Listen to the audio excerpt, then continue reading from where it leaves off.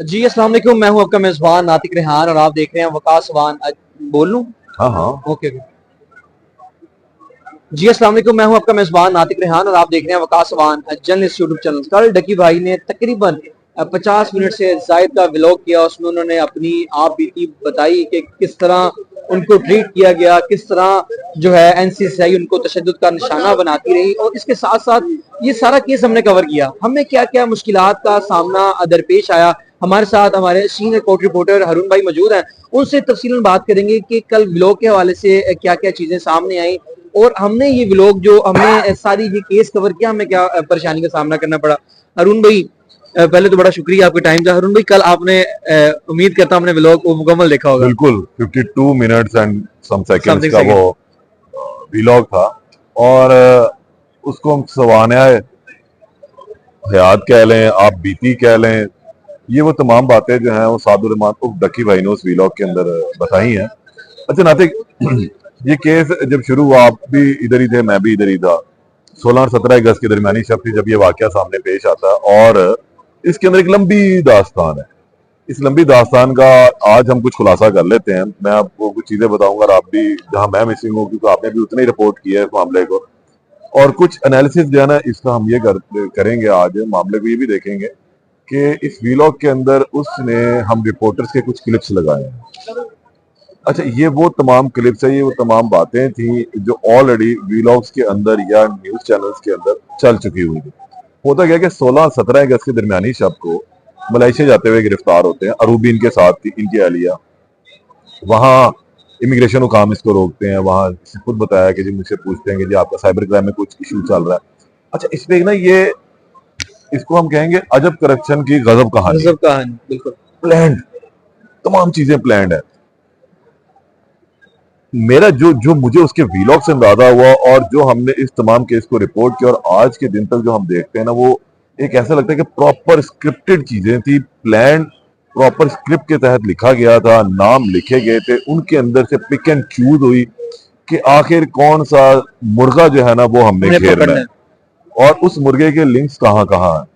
उन्होंने वो हर मुर्गे के लिंक्स निकाले और देन उसके बाद उन्होंने ये पाया कि ये जो शख्स है ना, ये तो बिल्कुल ही स्ट्रेट लाइन चलने वाला। सुबह उठता है, नहाता है, धोता है, नाश्ता करता है, चाय पीता है, फैमिली के अंदर घुस जाता है, सेल्फी स्टिक पकड़ता है, व्लॉग करता है, उसके बाद 2-4 प्रमोशन के काम करता है, फिर बैठ जाता है। शाम को दोस्तों में बैठता है, बर्गर खाता है, उठता है, घर आता है, बीवी के साथ घूमता है, फिरता है, फिर आके सो जाता है। फिर इसके जहां तक जो मुझे अंदाजा हुआ इसके व्लॉग से भी और इस तमाम केस से, कि उन्होंने इसकी हदूद अरबा देखा, राइट एंड लेफ्ट सारी चीजों को देखा कि किन लोगों में उठता बैठता। इसी तरह कंपैरिजन किया बाकी लोगों के साथ कि वो लोग किस किस के साथ उठते बैठते। इनमें बड़े बड़े नाम शामिल थे, रजब था, नदीम नानी वाला था, और बहुत सारे थे जिनके ताल्लुकात बड़े हाई लेवल्स के ऊपर थे, लेकिन इसके लेवल पर नहीं थे। ये बस खुद साख्ता सही एक शख्स था जो मासूम अपनी मासूम ही, शख्स कह सकते हैं। मासूम ही कहेंगे ना, जो अपनी ही जिंदगी जी रहा है, अपने ही मामलात के अंदर बैठा हुआ है, उसको किसी से लेना देना नहीं है। उसने एक ही धुन अपने सर पे सवार की कि मैंने व्लॉग करना और मैंने अपने व्लॉग के अंदर ये काम करना, मुझे किसी को लेना देना नहीं है। मैं और तो अपने दोस्तों में, यारों में बैठ के गपशप करके खा पी के घरों घर ही चला जाता। 16 अगस्त तक ये स्क्रिप्ट तैयार हो चुका हुआ था और उन्हें पता था इससे कब जाना है, नाम उन्होंने इसका डाल दिया हुआ था। वहां से इसको उठा के ले आए और फिर वहां से असल में कहानी शुरू होती है। उस कहानी में पहले इन्होंने उसको गिरफ्तार किया, फिर अगले दिन इसका जुडिशियल रिमांड लिया और उसका फिजिकल रिमांड लिया 3 दिन का, और फिर चीजों को आगे चलाया। अच्छा इसको हारून मारते भाई, रहे, मैं पीटते रहे। मेरा सवाल आपसे भी है कि आपको याद होगा कि हम कमरे अदालत में मौजूद थे जब ये बताया गया कि ये फरार हो रहा था। हाँ, कितना मिसगाइड किया गया अदालत को, क्योंकि बिल्कुल ऐसा ही है। मैंने बताया ना कि जो आप उसकी आप बीती को सुने, आप कोर्ट के और वहां पर पेश होने के हालात को जरा कंपैरिजन करें, उनको आपस में उनका मुवाजना करें, तो चीजें पिक्चर क्लियर होती जाती है। आम लोगों को तो शायद ये पिक्चर भी क्लियर नहीं हो रही, लेकिन हमें तो ये इस हिसाब से क्लियर हुई जब करप्शन का मामला भी सामने आ गया, रिश्वत सतानी का मामला सामने आया। वहां जब इसको गिरफ्तार कर लिया, इसका रिमांड ले लिया, इसको मारा पीटा, तज़ीक की गई। हमारे दोस्त सलमान है, उन्होंने भी स्टोरी ये दी कि इसको चपेड़े मारी, इसको थप्पड़ मारे हैं, इसके इज्जत नफ्स को मजरूह किया गया, तज़हीक इसकी की गई है। और आप देखें, जो एडिशनल डायरेक्टर थे साबका एनसीसीआईए के, वो अपने दफ्तर में तफ्तीश में कम नजर आते थे, social media main stream media पे ज्यादा नजर आ रहे थे व्लॉग देते हुए। वो तो भाई सिर्फ एक ही काम करते, मेरी कौम के बच्चों का बेड़ा गर्क हो गया, मेरी कौम के बच्चे रुल गए, उनको 2 नंबरी पे लगा दिया, 4 नंबरी पे लगा दिया। सर ये उन्होंने कौम का वो ऐसा बयानिया इन लोगों के खिलाफ गढ़ा, फिर उन्होंने बाद में जो दीगर यूट्यूबर थे उनको भी मोहब्बतनामे भेज दिए कि भाई सर तुसी भी आ जाओ। ये कौम के बच्चों की बात होती रही पूरे सिनेरियो में, क्या डकी कौम का बच्चा नहीं था? कौम के बच्चों को क्या ये नहीं बताया, हाँ वो कौम उसको के नहीं बताया, बच्चों को ये नहीं बताया कि रिश्वत कैसे लेनी है। बिल्कुल। ये समझ रहे बात कि आपने एक नैरेटिव बनाया, एक बयानिया बनाया है कि ये पता नहीं कितने की बड़ी करप्शन कर गया, कितने के लोग इसने डुबो दिए, मार दिए, पाकिस्तान के कोई लड़का भी सामने नहीं आया, 90% अवाम का दिवालिया निकाल दिया। बिल्कुल। समझे बात? तो ये एक जो मैंने आपको पहले बात की नहीं कि प्रॉपरली स्क्रिप्टेड चीजें लग रही थी कि स्क्रिप्ट के अंदर उन तमाम लोगों के पिक एंड चूज किया था, किसके कहाँ कितने ताल्लुकात हो सकते हैं और किसको किस तरीके से उठाया जाएगा, किसके पीछे कौन आएगा, किसके पीछे कौन नहीं आएगा।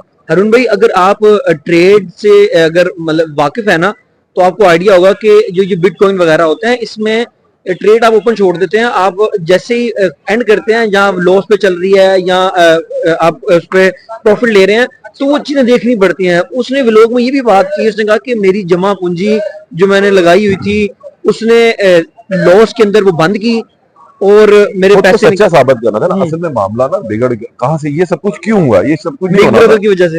हाँ ये नहीं होना था, ये माल मुकदमा नहीं बनना था रुपया। समझे बात? मैं वही आपको एक छोटी सी ना इसकी वो बता रहा हूँ कि जब ये चीजें चलनी शुरू हुई तो उन्होंने बेसिकली एक ऐसा मुर्गा फंसाया था जिसके कुछ लिंक्स ही नहीं थे। ये उसको क्या भी मदद आई है, अल्लाह की मदद आई है। बिल्कुल सर। उसके आपने भी रिपोर्ट किया, मैंने भी रिपोर्ट किया, उसका तो कोई दोस्त उधर आगे खड़ा नहीं हुआ, कोई भी उसको नहीं आया मिलने के लिए सर, नहीं गए। कोई भी नहीं आया, बिल्कुल। ठीक है, 3 से 4 लोग होते थे बस, बिल्कुल। उसको तो बड़े बड़े जो नाम जिनके साथ ये शाम को बैठ के बर्गर खाता था, अपना टाइम लगाता था, कोई बंदा वहां पर मौजूद नहीं था। ना उसको जेल में मिलने के लिए कोई गया, ना उसको थाने मिलने के लिए गया, क्योंकि उसकी तो फैमिली सिर्फ रही, उसकी बीवी उस मर्दों के साथ जाके खड़ी हुई है। सर ये बड़ी दिलेराना बात होती है, दिलेराना चीज है। उस बेचारे के साथ इतना जुल्म यहाँ तक हुआ है, मैं ये समझता हूँ इल्जाम लगाया जाता है, ये कहा जाता है कि वो वो मीडिया पर आती है, वो ये अपनी बीवियां दिखाते हैं, ये करते भाई वो अपने मर्द के साथ आ रही है, उसका मर्द उसके अच्छे बुरे का जिम्मेदार है। खातून हमारी सोसाइटी के अंदर वो गलत करार दी जाती है जो लूर लूर फिरे सड़कों के ऊपर, वो खातून ऐसी नहीं है। मैंने और आपने भी उसको देखा, अगर वो ऐसी खातून होती, उसकी तरबियत ऐसी होती तो मुझे और आपको अदालतों में नजर आ जाती। बिल्कुल। वो ऐसी नहीं निकली। वो अपने मर्द का, अगर उसने अच्छा टाइम गुजारा था, उसने अपने मर्द के साथ जब बुरा वक्त आया तो वो भी वहां खड़ी खड़ी हुई।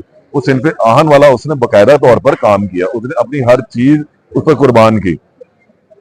उसने देखे ना, अब अपने वीलॉग में वो कह रहा है कि मुझे मुलाकात के बहाने मेरे बीवी को बुलवाया, मेरी माँ को बुलाया।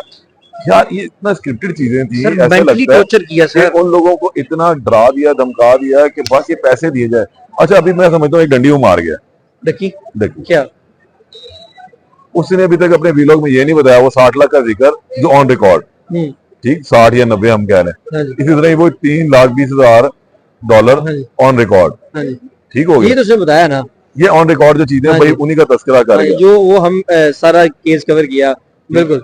मुझे ऐसे लगता है कि उसको इन्होंने अच्छा खासा रगड़ा दिया पैसों का, उससे बड़े पैसे इन्होंने झाड़े होंगे, समझे?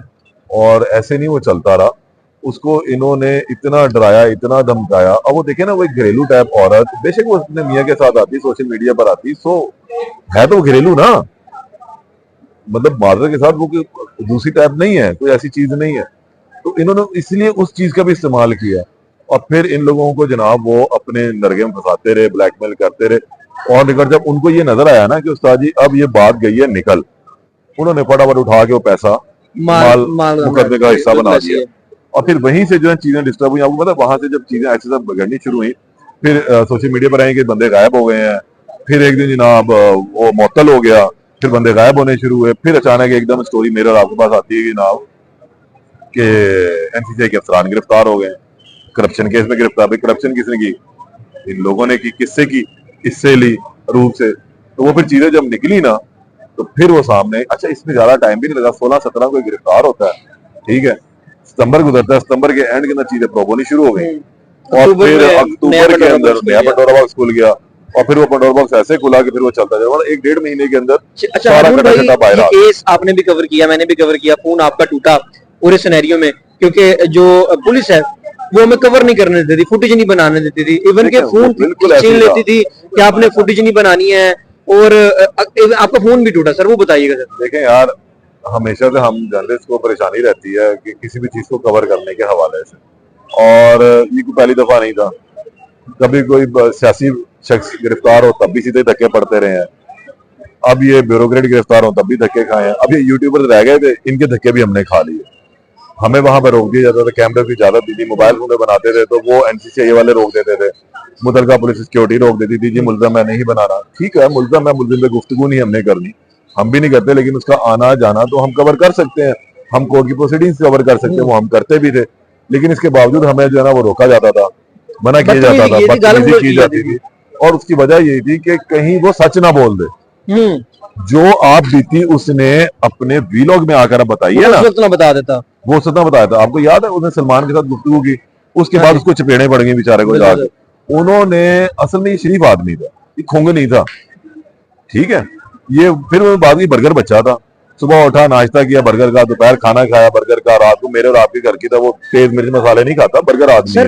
एक मासूम शख्स जिसका भाई अजिया, उससे जब बात उसने कहा कि जब हम उससे मिलने गए ना कोर्ट में, जेल के अंदर, उसने कहा कि मुझे 7 साल सच में कैद हो जाएगी। हाँ, देखे ना, उससे मुतल्लिक सर, वो रो रहा था, लगाई गई, उससे मुतल्लिक चीजें बनाई गई, वो उड़ाते रहे उसको डराने धमकाने के लिए, सोशल मीडिया भी चलता रहा। अच्छा, हम लोग भी हैरान थे ये खबर कहां से कि जी 7 साल की सजा होगी, हालांकि उस दिन तो उसको जुडिशियल रिमांड पे जेल भेजा गया था, ऐसे ही है, ये उसी दिन की बात है। इधर वो जुडिशियल पर जाता है, वहां पे आया था 7 साल की सजा होगी, और भाई 14 दिन के लिए भेजा है, अब तो कोर्ट कस्टडी में आ गया, अब तो सेफ हो गया वो।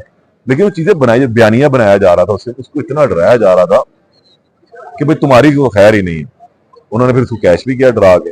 अब जब चीजें चलनी शुरू, वहां पर भी हमें रोका गया, हम लोग बहरहाल हमने भी अपना काम किया जो हमारा था।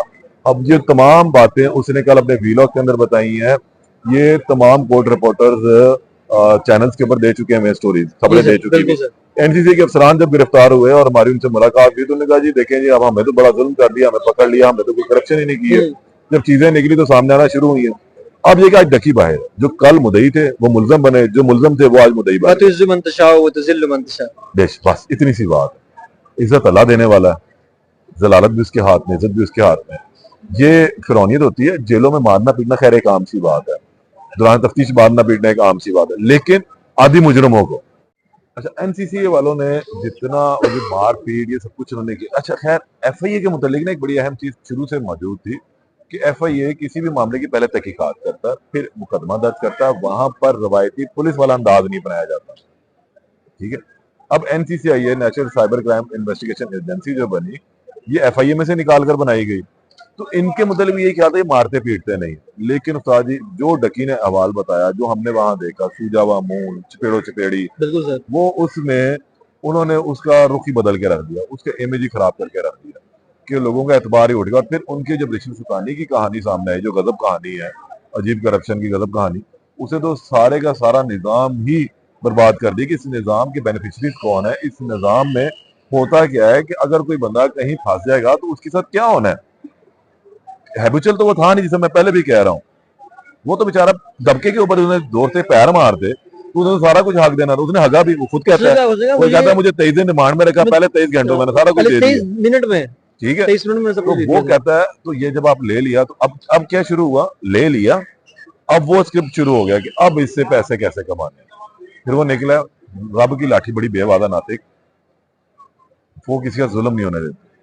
फिर उसने बताया कि बिग बी की एंट्री हुई है, वो बिग बी की एंट्री ने जो है वो गैबी मदद। अब उसका जब दोस्त साथ छोड़ गए कुछ, फिर वो रब आगे खड़ा हो गया, रब ने फिर एक एंट्री करवाई और फिर वहां से आज वो बाहर बैठा हुआ, तो चीजें प्रूव हुई, उसका क्या कसूर था ना। मतलब यार, मान लिया उन्हें जुए की ऐप प्रमोट की, मान लेते हैं, वो पीकर एक्ट के तहत भी जो दफा लगी वो भी मान लेते हैं, एंड क्या है, 2-4 साल सजा तो दो ना यार, ह्यूमिलेट तो ना करो, गैर इंसानी सलूक तो ना करो।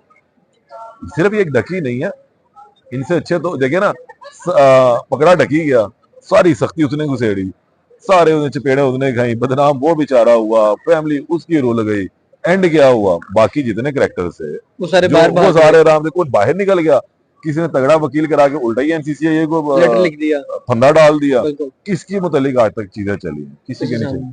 कल से वीलॉग आया, अभी तक उसके उस वीलॉग पे लगाए गए जो इल्जामात है उन पर खैर वो इल्जामात अब कोर्ट के अंदर भी मौजूद हैं, बिल्कुल सर, ऐसे ही है। ठीक है। तो एनसीसीआईए या उससे मुतल्लिका किसी भी इदारे ने उस पर कोई तरदीद या तस्दीक जारी नहीं की है, कोई बयान ही जारी नहीं हुआ, मतलब कि जो वो बात कर रहा है अभी तक वो दुरुस्त है, हाँ, वो अभी तक दोस्त था, बिल्कुल सर। कुछ गलत नहीं वो कह रहा। फिर तो लोगों ने उसकी बात माननी, या तो फिर वो इदारा इस हवाले से कुछ अपना मौकफ सामने लेकर आए कि जनाब जो इन्होंने अब बातें शातें की हैं ये सारी हैं। क्या यार- लगता है सर, आएगा मौकफ सामने? यार मौकफ नातिक आप भी जानते हो, मैं भी जानता हूँ कि उसकी बातों में हकीकत ये दम है तो कि था सर। मुकदमा जो दर्ज हुआ, देखें चंद एक चीजों का मैं कहूंगा वो सबूत नहीं है। पहली बात उसने कहा जी 7 साल लड़के के सामने वो खड़ा करके वीडियो कॉल करके मुझे चपेड़े मारेगी, मुझे बड़ा ऐसा गैर इंसानी सलूक किया गया। अच्छा वो अब शायद इसे उम्र का तयन गलत हो गया है, वो 7 साल के बच्चे ने क्या पता उसको डकी कौन है, सर ठीक है, बताने के लिए उसने बोल दिया वो होगा। बताने के लिए वो हम उसको कह लेते हैं, इसका कोई सबूत नहीं है, ठीक है। वो आखिर कौन था, किस उस बच्चे का नंबर कहाँ से आया, क्यों हुआ, कैसे, वो 15 साल का ही लड़का था मान लेते हैं, अब इसका कोई सबूत नहीं है। उन्होंने इसको मारा पीटा, इसका कोई सबूत नहीं है। इसका सबूत कब बनना था, जिस वक्त वो सुबह अदालत आकर उसका वकील ये कहता कि जनाब इस पर जिस्मानी तशद्दुद हुआ है, इसका मेडिकल करवा लें, कोर्ट में कोई ऐसी दरखास्त नहीं आई, तो लिहाजा इसका भी कोई सबूत नहीं। अब यहाँ की हद तक जो है ना वो इदारे के पास, एनसीसीआई के पास तो कहने के लिए बहुत कुछ है कि इसके इल्जाम गलत, लेकिन उसका जो अगला तीसरा सबसे बड़ा मेन इल्जाम है रिश्वत का, वो तो फिर एनसीसीआई ने बंदे गिरफ्तार करवाए, एफआईए ने तहकीकात शुरू की, कोर्ट के अंदर केस है, बंदे जेलों में बंद हैं, तो वो तो फिर इसका इल्जाम दुरुस्त साबित हुआ ना। तो वो जो कल उसकी वहां तक तो ये 2-3 चीजें जो मैंने कल उसके वीलॉग में सुनी, यहाँ तक तो वो बिल्कुल ठीक अच्छा चल सर, रहा। मेरा आप सीनियर कोर्ट रिपोर्टर भी हैं, आपको तमाम अब यहाँ जो कोर्ट रिपोर्टर होता है उनको आधा वकील कहा जाता है, तो इस हवाले से एक सवाल जो है वो कल से जो है ना ऑडियंस पूछ रही है, मेरे ज़हन में भी ये सवाल है कि ये तो माल मुकदमा था ना, उसका चैनल अकाउंट्स उसके सोशल मीडिया के अकाउंट बिल्कुल माल मुकदमा आज भी है, कल उनका वीडियो केस लगा होगी, हाँ अलाउ करता है या क्या मामला, तो ये बताइएगा, क्योंकि लोग कह रहे हैं यार ये तो हिरासत में सारी चीजें थी, जेर हिरासत थी, और अदालत के पास थी, उसने वापसी के लिए दरखास्त भी दायर की हाँ हुई जी है। दायर की हुई है, क्योंकि ये सवाल जो है बड़ा इंपॉर्टेंट है सर। नातिक अच्छा वकील ही वही होता है जो अपने क्लाइंट को एक बेहतर मशवरा दे, इसकी बदकिस्मती रही है हमेशा से, पहले दिन से, कि जो जो वकील करवाया वो एक वकील, पहले मैं नाम नहीं लूंगा, उन पर इल्जाम लग गया रिश्वत का, दूसरे वकील साहब करवाया बड़े अच्छे नामी गिरामी वकील हैं, उनसे दरखास्त दायर हो गई हाई कोर्ट में, लेकिन वो बेचारे फिर आगे ना चल सके, फिर एंट्री हुई अमृत शेख साहिबा की, अमृत शेख साहिबा ने जनाब इस केस को आगे लेके चली, उन्होंने जमानत भी की, क्रेडिट उनके हाथ चला गया, बहरहाल मतलब वो विनिंग उस दौड़ के अंदर शामिल हुई और वो रेस विन भी कर गई, उसको बाहर वो ले आई। अब उनकी क्या एफर्ट है, कानूनी गैर कानूनी तौर पे जो भी चीजें हैं, गैर कानूनी तो सॉरी वर्ड नहीं मैं लूंगा, कानूनी तौर पर उनकी क्या एफर्ट है वो सामने है सारों के, हमारे कोई ऐसी चीज ढकी छुपी नहीं। अब भी जो आपका सवाल है ना वो बहुत ही टेक्निकल कानूनी है कि उन्होंने कब कहां किस तरीके से जो है ना चीजों को लेकर चली है। एक तरफ तो उसका केस फाइल हुआ है, ठीक है कि जनाब, और वहां से वीडियो भी अपलोड हो रही है, हमें तो पता था, हमें लगा टेक्निकली ये हुआ, हमें लगा था कि ये केस कंप्लीट खत्म हो जाएगा, देन उसके बाद सोशल मीडिया के ऊपर आएगी कोई भी अगर वीडियोस वगैरह आती है, ऐसा ही है, लेकिन ऐसा नहीं हुआ ना, उन्होंने बड़ा टेक्निकली खेल लिया। रीजन सर, रीजन ये हुआ कि सोशल मीडिया हम यूज करते हैं, आपको पता है ऐड अकाउंट एक चीज बीच में होती है, ठीक है, मेन अकाउंट उसका सीज है, वहां से ना अपलोडिंग हो सकती, ना वहां से कुछ चीज डिलीट हो सकती, क्यों माल मुकदमा है, उसके में सबूत है कि इसे गैर कानूनी तशहीर की हुई है, वो चीज वहां पर रहेगी। अब उसके ऊपर आप कुछ भी अपलोड कर लो, अब होता यह है कि एक बंदा कहीं पर भी मौजूद होता है तो उसने एक्सेस दी होती है एक एडिटर अकाउंट, ठीक है, कि जो उसकी वीडियोस को अपलोड कर रहा होता है उसकी टीम का हिस्सा होता है। अब ये तमाम जो कल वीलॉग अपलोड हुआ है ये उस एडिटर अकाउंट से हुआ है, अच्छा, इसे डायरेक्ट अपने अकाउंट से नहीं किया, ठीक है, वो उस अकाउंट के ऊपर अपलोड हुआ और वहां से फिर वो लिंकअप था मेन अकाउंट के साथ, तो वो मेन अकाउंट पे देखा गया, ठीक है। तो यानी आप ये कहना चाह रहे हैं कि एडिटर अकाउंट था, ये एडिटर अकाउंट था, कानूनी तौर पर कोई कदगन नहीं है, कोई ममानियत नहीं है, किसी भी तरीके की कोई गैर कानूनी इसने काम कोई नहीं किया, और ये वकील का बेहतरीन मशवरा। चलें सर, बहुत शुक्रिया आपके टाइम का। आपकी आजकल की आज की ये अपडेट ये है कि डक्की भाई ने वीडियोस किस तरह अपलोड की, ये भी हारून भाई ने बताया, और तमाम तरह जो तफसीलात इस आपने व्लॉग में देखी। मजीद अपडेट के लिए चैनल को सब्सक्राइब कर लीजिए, अपने मेज़बान नातिक रेहान को दीजिए इजाज़त, अल्लाह निगहबान।